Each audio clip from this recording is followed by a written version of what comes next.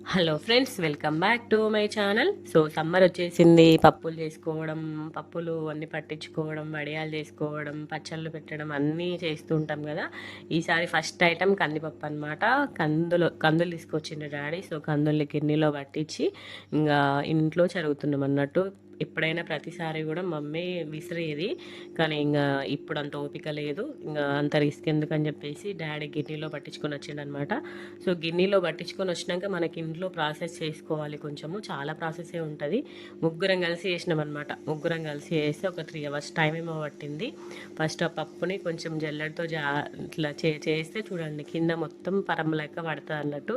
ఇది సైడ్కి పెట్టాలి. మళ్ళీ దాని మీద పొట్టులాగా కూడా వస్తుంది అన్నట్టు. అదంతా పొట్టులాగా వచ్చేది దాన్ని పక్కన పెట్టాలి. కందుల్ని పక్కన పెట్టేసి మళ్ళీ చెరగాలన్నమాట. ఒక 3-4 టైమ్స్ ప్రాసెస్ ఉంటుంది.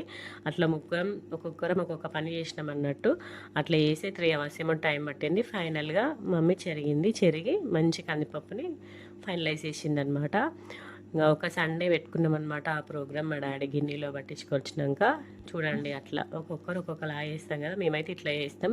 ఫస్ట్ జల్లెడ పట్టించి పరంలో ఒక సైడు, పొట్టును ఒక సైడు, కందిపప్పును ఒక సైడు పెట్టేసి తర్వాత మళ్ళీ కందిపప్పుని మళ్ళీ మంచిగా చెరిగి అది కరెక్ట్గా అంటే మంచి కందిపప్పుని సైడ్ పెట్టేస్తాం అనమాట. కొంచెం చిన్న చిన్న ముక్కలాగా అవుతుంది కదా, దానికి సైడ్ పెట్టేయడం.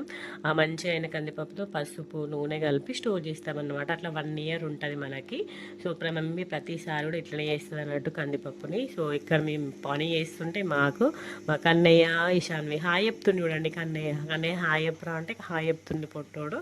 ఇక్కడ వీళ్ళిద్దరూ మా దగ్గర ఉన్నారు అన్నట్టు. సో ఇట్లా పొట్టు జరిగి జల్లెడ పట్టి అట్లా సైమల్టేనియస్గా ముగ్గురం కలిసి కందిపప్పుని ఒక ప్లేస్కి తీసుకొచ్చినాం అన్నట్టు. సో చూడండి, ఫైనల్గా కందిపప్పు చేయడం అయితే అయిపోయింది. సో ఇట్లా మనం ఇంట్లో వేసుకుంటే మంచిగా టేస్ట్ ఉంటుంది కదా. మీకు ఇష్టమా? నాకైతే ఎక్కువ నేనైతే షాప్లో ఇష్టపడతా. ఇది కూడా బాగుంటుంది. ఇది మన ఇంట్లో అయితే ఫుల్ టేస్టీ ఉంటుంది. కందిపప్పు వేస్తే పప్పు సూపర్ టేస్ట్ ఉంటుంది. చూడండి, నీట్గా అయిందనమాట. మంచిగా ముగ్గురం కలిసి వేస్తే ఒక ఫైనలైజ్గా వచ్చేసింది. చూడండి ఎంత సూపర్ ఉందో చూడడానికి. టేస్ట్ కూడా సూపర్ టేస్ట్ ఉంటుంది. మనం షాప్లో కన్నా అది పాలిష్ ఎక్కువ వేస్తారు అన్నట్టు. ఇది పాలిష్ ఉండదు కదా, కొంచెం పుట్టులా ఉంటుంది కాబట్టి టేస్ట్ బాగుంటుంది. సో ఇట్లా కొలుస్తున్నాం అన్నట్టు, ఎన్ని కేజీస్ వచ్చిందో అనేసి కొలిచి దానికి పసుపు ఇంకా నూనె పెట్టేసి మమ్మీ స్టోర్ చేసేసింది. సో ఫస్ట్ ఇట్లా అయిపోయినాక మళ్ళీ ఎండలో కొంచెం పెట్టేసి పసుపు నూనె కలిపేసి స్టోర్ చేస్తుంది అన్నట్టు. సో మీ అమ్మలు కూడా ఇట్లనే చేస్తారా? మా అమ్మ అయితే ప్రతి ఇయర్ ఇట్లనే చేస్తుంది అన్నట్టు. సో టేస్ట్ బాగుంటుంది ఇట్లా చేస్తే, పప్పు టేస్ట్ బాగుంటుంది అని చెప్పేసి ఇట్లా వేస్తే కొంచెం రిస్కీ చేయడం, కానీ టేస్ట్ బాగుంటుంది. Bye bye.